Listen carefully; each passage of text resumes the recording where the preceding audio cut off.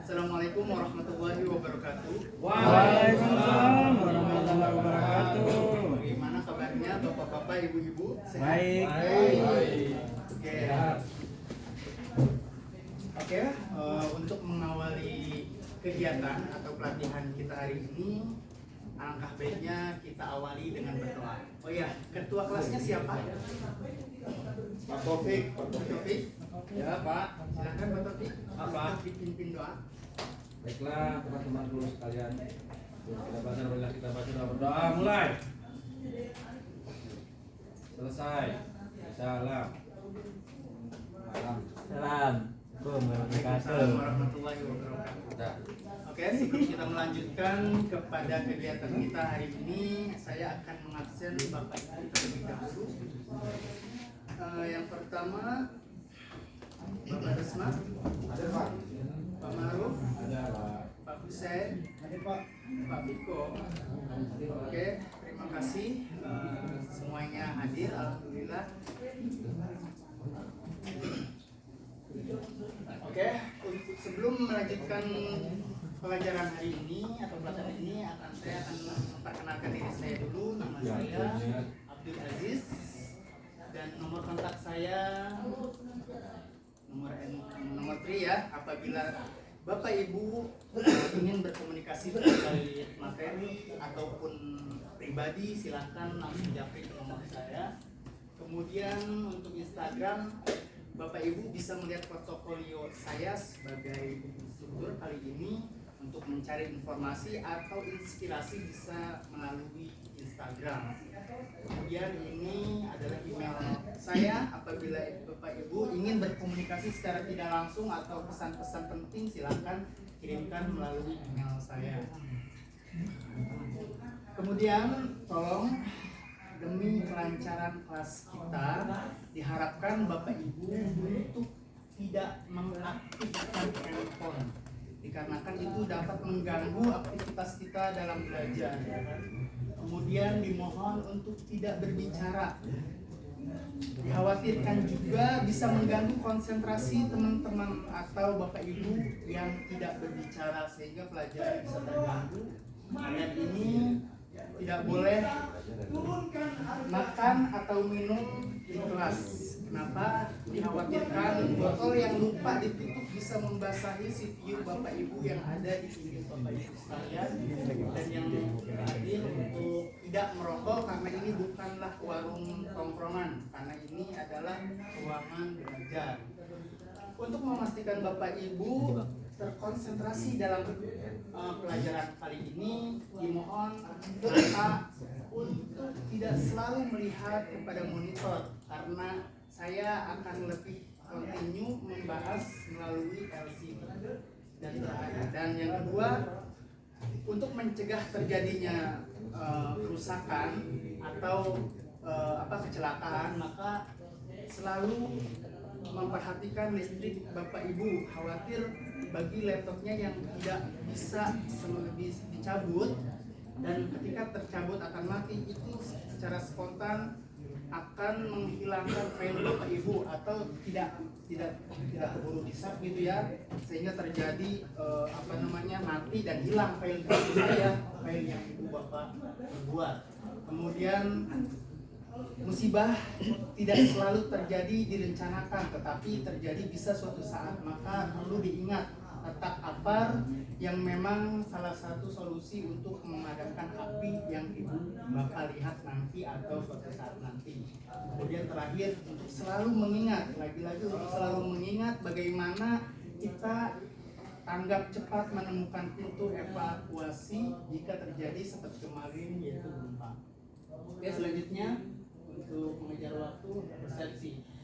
Bapak Ibu sekalian, minggu lalu kita telah menjelaskan tentang unit M7410000802, yaitu menetapkan konsep desain. Apa ada yang masih ingat tentang pelajaran minggu yang lalu? Jadi Bapak Ibu? Oke, kalau misalkan lupa Pak. saya ingatkan kembali, yaitu tentang konsep desain. Sebelum dibuat menjadi desain digital kepada klien, tentunya kita harus menyiapkan desain brief, color persetujuan, kemudian desain, konsep desain persetujuan, dan jenis karakter desain persetujuan yang akan dibuat nanti menuju konsep digital. Nah, hari ini melanjutkan pelajaran yang lalu bahwa kita membahas tentang unit 204100000902 yaitu mengoperasikan perangkat lunak desain. Tentunya bagi seorang desainer, Bapak Ibu calon desainer, Bapak Ibu selain pandai membuat konsep desain, tentunya harus bisa mengkonvertnya ke dalam konsep digital untuk menjelaskan bahwa diri kita itu profesional. Tentunya seperti itu. Nah, ini kurang lebih modelnya seperti ini, konsep desain yang digarap melalui perangkat lunak Corel Draw. Oke, sampai sini ada yang bisa dipertanyakan sebelum lanjut ke metode berikutnya? Cukup. Baik, kalau memang cukup saya izin teruskan. Hari ini atau kali ini atau kesempatan kali ini kita akan memasuki langkah mempersiapkan perangkat lunak yang relevan digunakan sesuai dengan jenis dan perbedaan. Jadi hari ini kita akan membahas tentang bagaimana cara melaksanakan atau mempersiapkan perangkat lunak sekaligus memahami jenis perbedaan perangkat lunak yang akan Ibu kerjakan atau yang akan Ibu pakai untuk proyek Bapak Ibu. Karena proyek Bapak Ibu suatu saat nanti tidak akan sama. Ada yang berbasis foto dan juga ada yang berbasis vektor.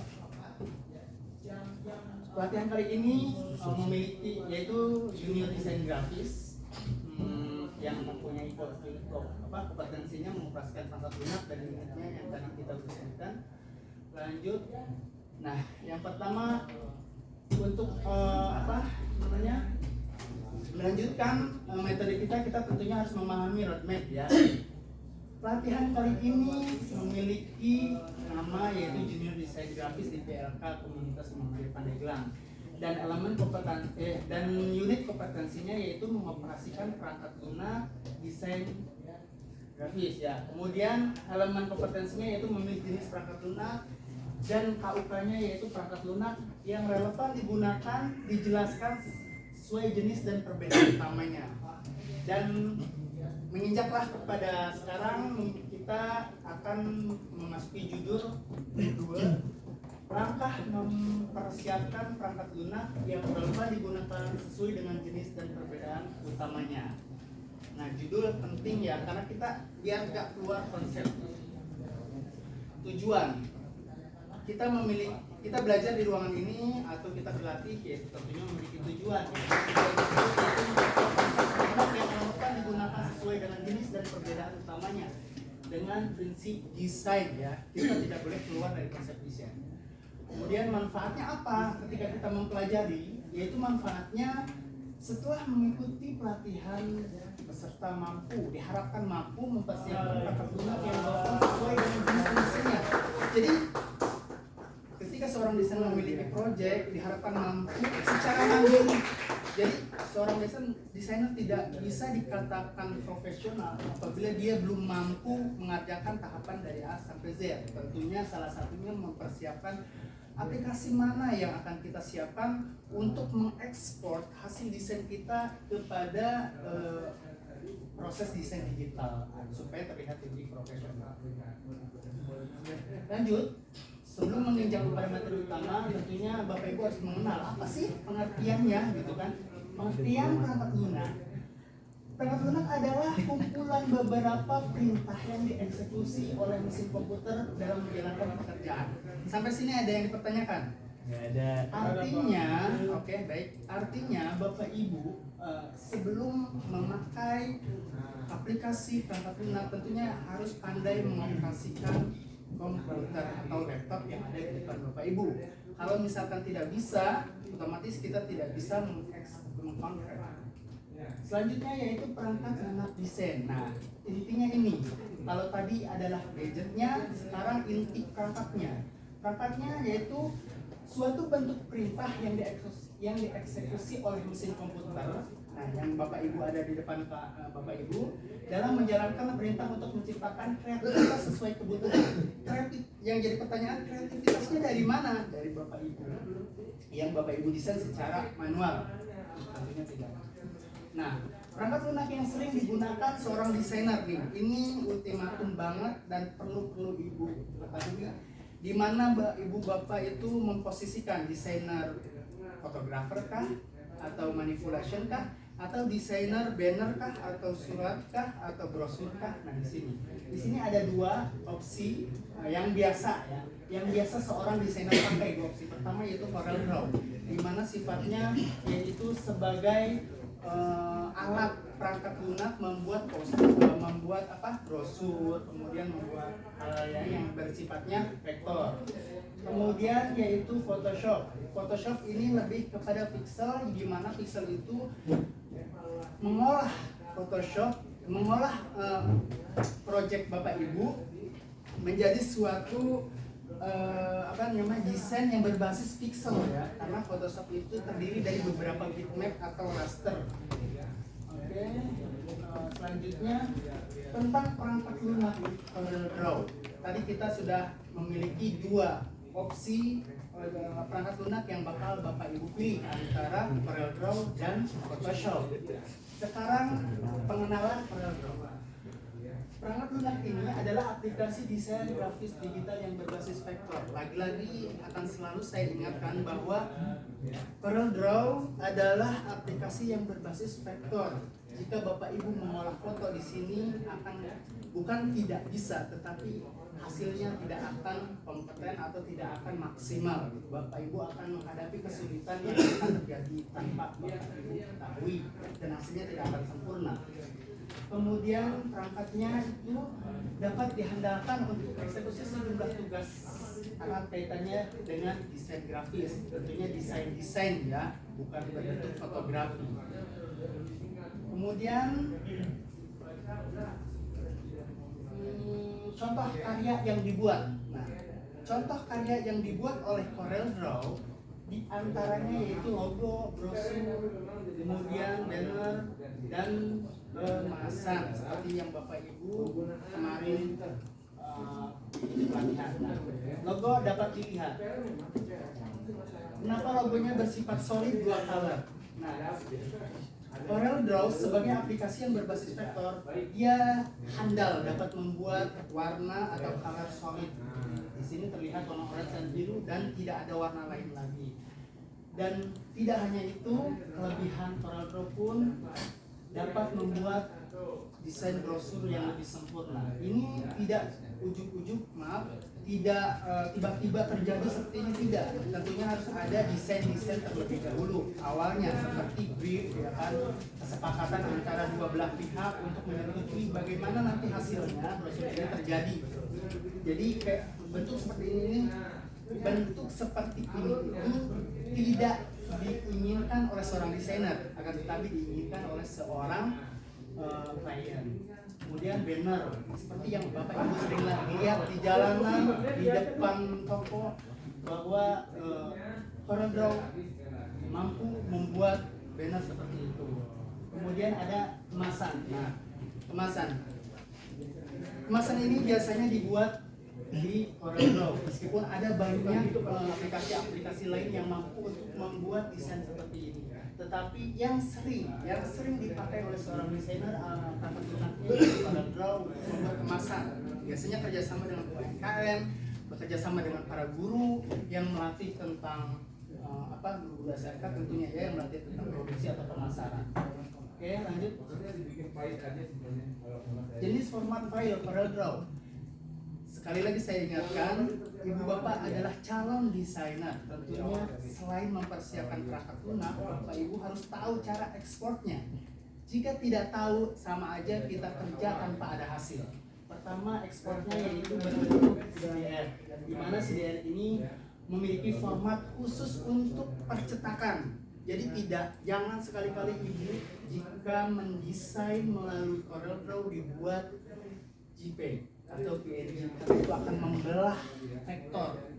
Kalau sudah membelah vektor, hasilnya akan jadi foto. bukan jadi hasil banner ataupun yang memiliki resolusi tinggi. Karena CDF ini adalah ekspor utuh hasil dari CorelDRAW menuju ke mesin percetakan. Kemudian ekspor yang kedua yaitu berbasis bitmap. Nah, kenapa bitmap lagi-lagi ada di sini? Bukankah bitmap harusnya adanya di Photoshop? Karena bitmap itu untuk memberikan tanggapan kepada klien. Kita punya hasil. Tentunya kita tidak bisa langsung mencetak. Kita harus menanyakan terlebih dahulu kepada klien kita, setujukah gambar yang kita desain. Jika tidak setuju, maka di situ akan ada revisi. Nah, kemudian selanjutnya yaitu apps. Apps adalah singkatan dari Enscape Solve yaitu format file berbasis vektor yang bisa digunakan untuk keperluan pertukaran dokumen dalam program desain grafis. Nah, kalau ini bisa diekspor ke berbagai aplikasi lain. Jadi CorelDRAW itu tidak pelit file ya, bisa berbagi ke aplikasi lain, di mana misalkan laptop si A tidak ada aplikasi CorelDRAW, maka bisa memakai CDT untuk membukanya di program aplikasi lain. Oke, untuk CorelDRAW ada yang perlu dipertanyakan sebelum kita lanjut? Lanjut Bapak. Oke, baik, terima kasih tanggapannya. Tentang perangkat lunak Photoshop yang opsi kedua, di mana Photoshop ini merupakan perangkat lunak indikator citra buatan Adobe System yang dikhususkan untuk pengeditan foto dan gambar dan pembuatan efek. Nah, di sini berbeda dengan CorelDRAW. Kalau tadi CorelDRAW berbasis vektor dan ini berbasis raster atau bitmap yang konsentrasi kepada foto atau gambar-gambar yang berresolusi. Photoshop dikhususkan sebagai perangkat lunak yang digunakan untuk mengedit gambar dalam format bitmap.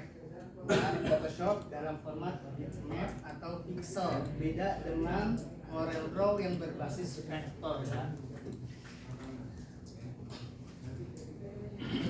Contoh karya yang dihasilkan oleh Photoshop, contoh karya berbeda dengan CorelDRAW. Kalau CorelDRAW memiliki vektor, kalau Photoshop memiliki raster atau pixel, tentunya berbentuk fotografi. Bagi seorang fotografer ini sangat disarankan sekali memakai Photoshop karena berbasis pixel. Kurang lebih seperti ini. Photoshop tidak hanya mengedit foto, tetapi dia dapat mendesain. Desain tidak hanya ada di dalam CorelDRAW, tetapi ada juga di dalam tahapan Photoshop, di mana dari 5 gambar di samping bisa didesain menjadi satu gambar di sebelah kanannya. Oke, bisa dipahami sampai sini?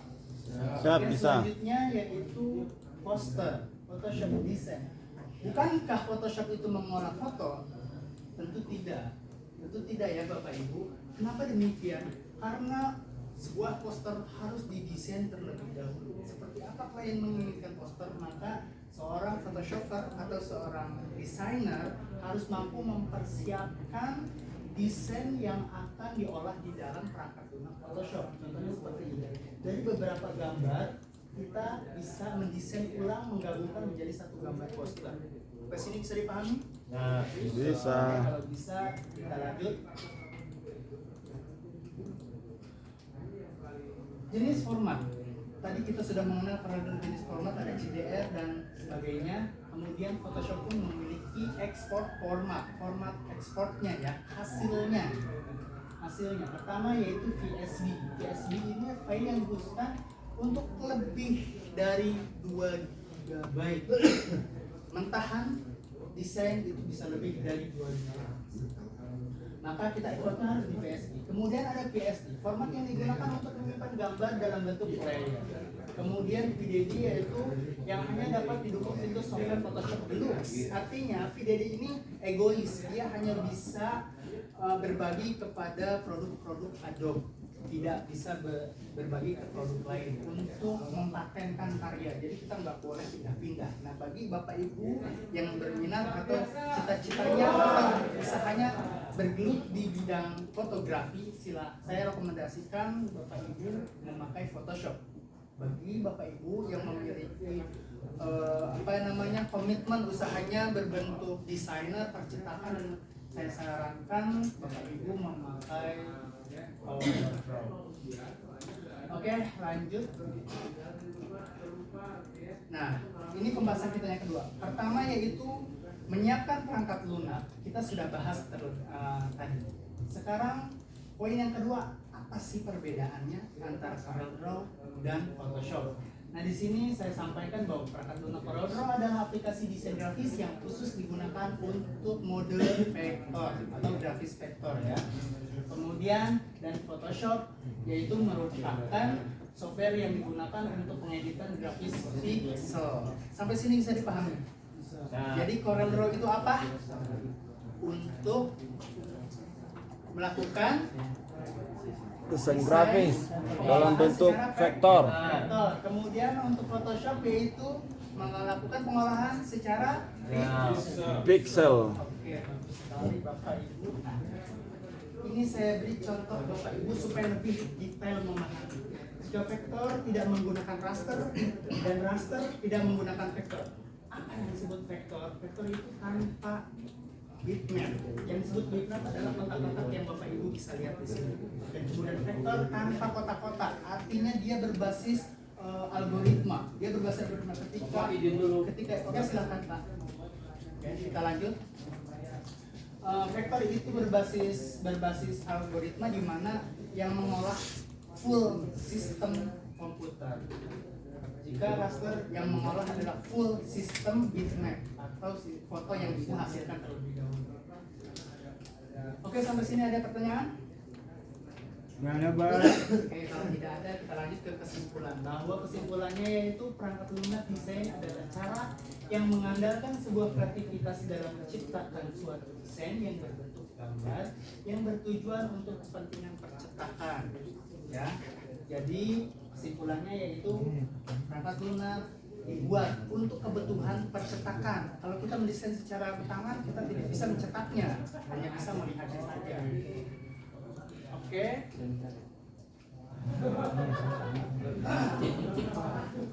Ada yang bertanya? Sekali lagi saya tanya kepada Bapak Ibu.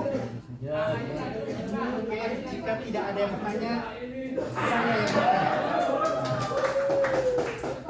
Apa yang Bapak Ibu ketahui tentang ini? Photoshop. Oke, Photoshop. Fungsinya untuk apa Photoshop? Untuk mengolah foto. Oke, bagus sekali Bapak Ibu. Perlu dikasih apresiasi dong.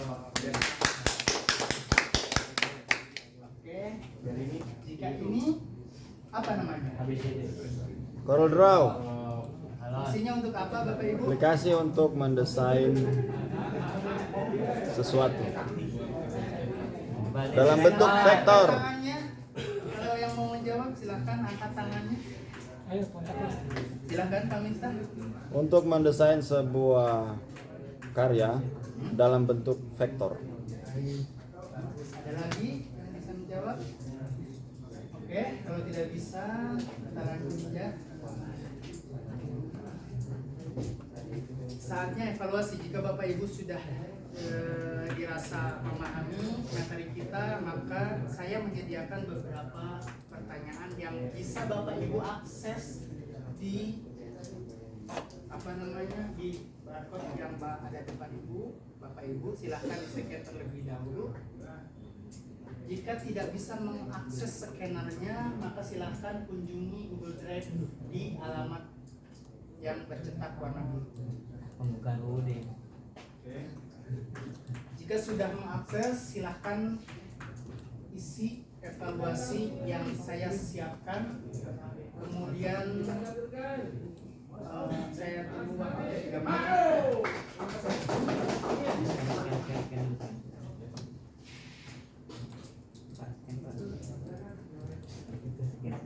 Oke, saya rasa cukup. Ada yang belum Bapak Ibu? Sudah ya? Sudah ya, yakin sudah semua? Baik, saya akan cek terlebih dahulu. Oke, good.